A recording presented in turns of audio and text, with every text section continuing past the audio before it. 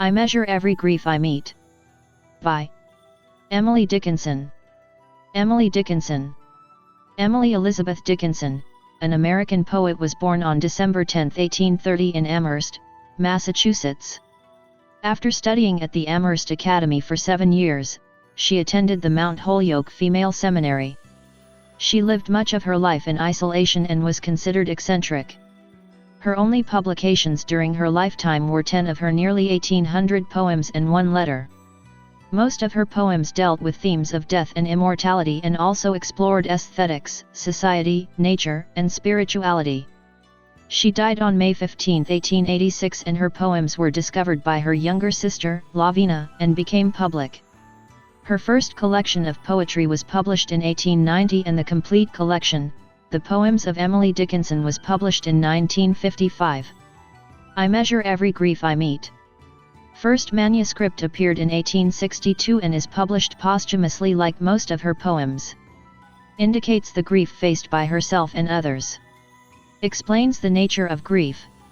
Consoles herself by comparing the grief of others. Summary. The poem is in first-person narrative and the poet analyzes the grief which she has met in her life. She observes it with narrow and probing eyes and wonders that others are having the same or not. She thinks that the grief of others are of easier size and they are having it for a long or just started to be in great grief.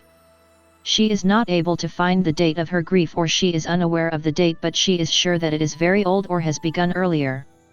She wonders that whether it hurts the life of others or whether they are able to withstand life without committing suicide.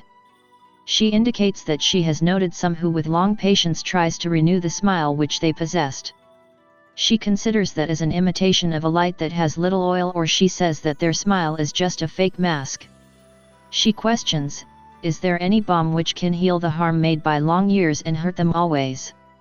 Will there be any balm which cure the pain, or will it be there through the centuries? In contrast to the love, the pain will be there with a larger impact. While considering the people who are in grief, the cause of that can be of various reasons. She considers death as one among those reasons which comes once and is easier than other reasons to tolerate. Death will occur once and nails the eyes, whereas other reasons for grief will occur again and again. There are more griefs other than death, such as want, cold, and being despair. There is also the banishment from native eyes, or being away from the native and feeling isolated or even marginalized. She is not able to guess the kind of grief others have, but for her she asserts that there is little comfort in the Calvary. She indicates the comfort she found in the suffering of Jesus Christ for the redemption of human beings. She tells that like the fashions, people are wearing the grief with them and is observed with fascination. She thinks that some are having the same grief as she has. She consoles herself by thinking that she is not the only one who is in grief, and many are there like her in this world. For more videos, like, share, subscribe. Thank you.